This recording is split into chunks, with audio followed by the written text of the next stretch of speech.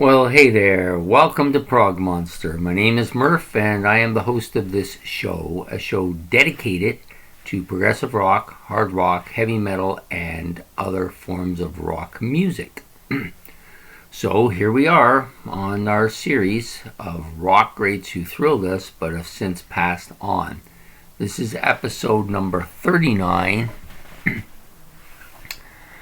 of 2002. So just wanted to mention too that there'll be an extra 2 episodes at the end, so there'll be 60 total. 60 total, because I'm doing 2 split episodes because there was just too many people and I had to cover a couple of people, 4 people in 1 year, and 4 people in 1 year twice. But I haven't got to that yet. So tonight we're doing 2 fairly notable people. The first one we will do, as we always do, came in chronological order of their passing. So today we're going to do, the first one we're doing is Mick Tucker of the Sweet. Drummer for the Sweet. Wow, I must be getting really tired now, but anyways, and I'll do the same as I always do. I'll do Mick Tucker. The other one will be John Entwistle of The Who, a musician I really love quite a bit. I'll be doing those 2 tonight. And then a host of honorable mentions. I actually had to put some of them on my second side of the paper. I've never had to do that, so this will be a first. So anyways, we'll start like we normally do. We'll talk about the vital statistics here. Mick Tucker was born July the 12th, 1947 in Kingsbury. I'm going to need glasses for this. Kingsbury, northwest London in England. And he died February the 14th, 2002. Age 54 in Welwyn Garden City in Hertfordshire, England. Of course, he played rock, pop, hard rock, and glam rock. He was the vocalist. He was a vocalist, primarily the backing vocalist, drummer, a go-go, and percussion. He did play some guitar as well, but primarily he was the drummer, and a very good drummer, I might add. Very underrated drummer, I think. He's right up there with some of the best. You know, I've had this discussion before because recently I did one of the series videos I did was on Roy Gallagher, who I hadn't been too familiar with. I'd heard a bit of his stuff, but hadn't listened to him enough to really talk about his abilities too much. And apparently a lot of people think that he's much better than I had given credit for. So for that I apologize. But also for Mick Tucker, I have listened to quite a bit, and I really do think he's a much better drummer than people ever gave him credit for. Anyways, he became active in the music in 1965 with the Wainwright Gentlemen. Sorry, I hope I'm not going to be doing this the whole video again. He was joined in that band by Brian Connolly as vocalist. They had a bit of a falling out with one of the other members of the band, and he was kicked out, and Brian decided to leave with him. And then they joined up and formed another band called The Sweet Shop with Stephen Priest joining them in the band.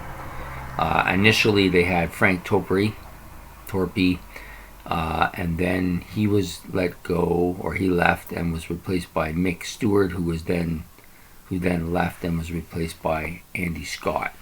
The band then shortened their name to The Sweet, and that's where we know them from. Band had a number of hits. The funniest part about their hits, I find, but before we get to that, I'll just go on here. But many of the band members all said he was very underrated as a drummer, and a lot of drummers have cited him as a major influence in their careers. And he also died of leukemia. Okay, so basically, The band had a lot of fairly substantial pop hits. Songs like Ballroom Blitz, Wee Willie, and of course the big one, who I can't remember, Fox something. Anyways, I don't know why I don't remember it. It'll come to me. But anyway, maybe I'm just too tired and I should have done this video earlier, but I had too much going on. So anyways, the funniest part about this band is a lot of their stuff that wasn't played a lot on the radio was much heavier. It's a much heavier band than people gave them credit for. They always thought of them as a pop band, but to be honest with you, the bulk of their music was a heavier, a harder rock style. They did have this period where they all decided to dress up like women and take on women's names. Brian Connolly not really thrilled about this. However, he was outnumbered, so he had to do it. So basically, the Mick Tucker was a very good drummer, I think. Probably should have got a lot more credit for that ability that he got. However, people say this about a lot of musicians, but in the case of Mick Tucker, I have to totally agree here. I think he was one of the very best drummers that have came out of England. And played for a very good band. This band has grown on me over and over time. I used to think that the music they played was, like I said, very poppy. So the stuff that made the radio was really poppy and wasn't necessarily a reflection of their music. So somebody had said this, so I started listening to their other music and discovered that it's some pretty heavy stuff on there, really good stuff. So I like this band quite a bit now. So anyways, we're going to move on to number 2 here. Yes, the legendary John Entwistle. Many people think of him as the kind of shy, stand back and just play the bass on stage and not really a wild man like the other 3. However, this is not really the case with John Entwistle, as I'm going to get into a little bit later. Anyways, the vitals: he was born October the 9th, 1944 in Chiswick, London, England. He died on June the 27th, 2002, at the age of 57 at the Paradise in Nevada, USA. The music he played primarily was rock, hard rock, and power pop, if you want to call it that. His instrument, of course, he did sing lead vocals on some of the tracks and would have sung more, but Daltrey kind of blocked him from doing that. So he ended up some of the songs he wrote, Daltrey sang. Anyways, he was also, of course, a bass guitarist, and not just a bass guitarist, but one of the very best bass guitar players. Very loud, very good bass playing. He was active from 1961 till his death in 2002. Okay, so he joined the Detours in the 1960s. I think it was 1961, and insisted that they take Pete Townshend as well. Pete Townshend was just a beginning kind of budding guitar player, and they admitted him as well, of course. And then Daltrey eventually fired everybody in the band except for Townshend, Entwistle, and a drummer called Doug Sadin. Sadin? I think it's pronounced Sandin, sorry. I was thinking of something else. And who was a bit of a semi-pro guitar drummer. The band took on the one of the things they did, I forgot about this, is that everybody was kind of dark-haired in the band, and they wanted Daltrey to stand out. So Entwistle, who was a little kind of a light brown color, dyed his hair black. So that's why every time you see him in those old videos, it's jet black hair, right? But they did that basically so Daltrey would stand out in the stage, because back in those days, the front man was by far the most important person on the stage. Um, in 1963, Entwistle played in a band called the Initials. I think they were called the Initials. Let me just check here to make sure. Yeah, the Initials for a while. People think that's kind of weird, but actually it wasn't on. Sometimes bands would have downtime, but some guys wanted to keep playing, so they find other bands to play with. This has happened quite a bit, actually. He was married in 1967 to his childhood sweetheart, Allison Wise. And he had a house of very strange collectible things, and when he moved in 1978 and bought a house outside the city with its 17 bedrooms and everything, he made it almost into a museum, had all kinds of strange things, but he also had one of the biggest guitar collections of any rock star at that period in time. He had two kind of nicknames. The Ox I knew, because he's so big, right? The Thunder Fingers, I never really heard that one, but I've heard from several different people that he was called that. I think the name may have come to him from Bill Wyman from the Rolling Stones. Basically because him, like the other members of the Who, were always trying to upstage each other. So when Keith Moon blew up his guitar set by putting pyrotechnics under it and blowing it up, making all this noise, he decided to get a bigger, more amps, and so he could hear his bass playing. And then because his bass playing was so loud, Pete Townsend got bigger amps so he could hear his guitar, and they just kept getting bigger. And that's why one concert they had 126 decibels, but that time period was considered the loudest noise ever generated by a rock concert. So in the Guinness Book for that, they're just always much louder than everybody else, trying to upstage each other. It's just the way the band was. Kind of funny, actually. What else?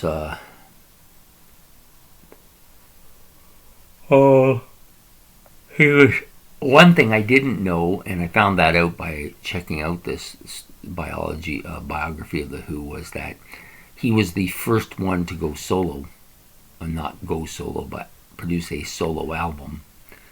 And the reason I think he was the first one is because by this time Townsend was doing the bulk of the writing in the group, and he just couldn't get enough songs in there, so he had a huge volume of songs. He just decided that he would just do his own thing and make his own albums, and he made several. I think he made as many as 7 of them, 7 solo albums. And so, having read this and know this now that he made all those solo albums, I'll be looking for those. They might not be easy to find, but I'll look for them anyways. A lot of people thought that he was kind of the quiet member of the band, but the truth of them be known is that even though he was quiet, he was very front and center in that band. He was dominant in a lot of ways, and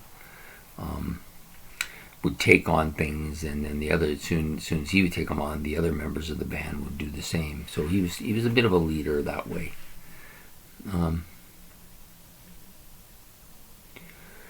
There is 2 songs that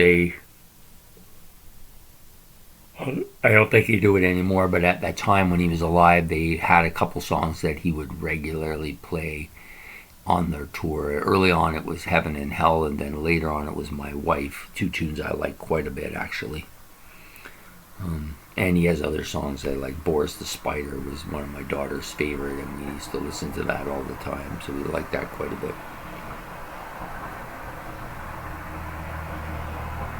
So his death. Okay, so he died from a massive heart attack while sleeping with a lady of the evening, so shall we say. She woke up to find him cold, and it was determined by the coroner that he had died of a massive heart attack that was initiated by cocaine. But the truth also, much later upon examination, the guy had a smoking issue. He had high cholesterol. Actually, 3 of his arteries were clogged. So, it was just a matter of time, really.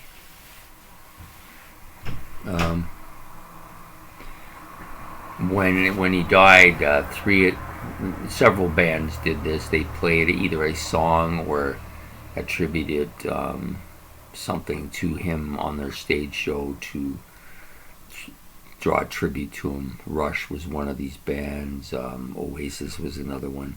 The Red Hot Chili Pepper bass player actually wore a replica kind of suit of a skeleton like Entwistle used to wear on the tours in the early 1970s. So, so a really renowned and well-liked individual and influential to a lot of major players, at least in the music that I listen to. And one of the great bass players of all time. I always admired, he always was so much bigger than the other guys. He dwarfs Daltrey. And just really strong bass playing. You know, you watch any concert by him, his hands are just flying around on that thing. And of course he's got those Marshall stacks, so it's really loud. But actually I think they all switched to a different system. He actually was the one that switched, and they followed suit. So there you have it. John Entwistle of The Who, Mick Tucker of The Sweet. Two really good musicians. Two people I admire quite a bit and like their abilities a lot. So now I'm just going to do the honorable mentions. There's quite a bit this time. There's a lot of people. I mean, there was never a doubt who the two I was going to do, but there was a lot of other people that could have easily been done here too. Peggy Lee, jazz singer. Peter Bardens of Camel, the keyboardist. Paul Barloff of Exodus. Huey Davis of the Contours. Speedy Kern of the Thunderclap Newman. Moreland of the Wall of Voodoo. Joe Shermy of the Three Dog Night. Randy Castillo of Ozzy Osbourne and Motley Crue fame. Kevin Kelly of the Byrds, of course. Caesar Dare of the Eric Clapton and other people too. He just didn't do the one, he did a bunch of them. James Dewar of Robin Charles Band. Dee Dee Ramone, yes, of course, another Ramone goes. Robin Crosby of Rat. Paul Sampson of Samson. Samson famous for being the original band that Bruce Dickinson sang with. Jam Master Jay from the Run DMC, of course. And Daryl Delorich of Iron Butterfly. I got a couple more on this side. Lonnie Donegan, I don't know how you could forget him. I've been seeing him a lot lately. A couple of movies I've watched, there's been a part referred to him, and a lot of these artists that are passing at this point in time in my series all have mentioned him at one point or another. George Harrison mentioned him in yesterday's video. So, and then Zalman Zanovsky, and I chose him from The Loving Spoonful because he was born, or he was from Toronto. So I wanted to give some love to my home city. Joe Strummer of The Clash, of course, too. So there you have it. All my honorable mentions. John Entwistle of The Who, as well as Mick Tucker of The Sweet, are the two people today. I hope you really like this video and enjoy it. I spent quite a bit of time on today's video because I like these guys so much. And I hope that you like and subscribe and make comments about these people. There's a lot of stuff out there about John Entwistle, as there is about The Who in general. So I always learn something new. Every time I read about them, there's always something you find out about. So anyways, I hope you enjoy the video. It'll be coming out in the morning, tomorrow morning at 9 a.m. on Monday. So you have a good evening from Prog Monster. Goodbye.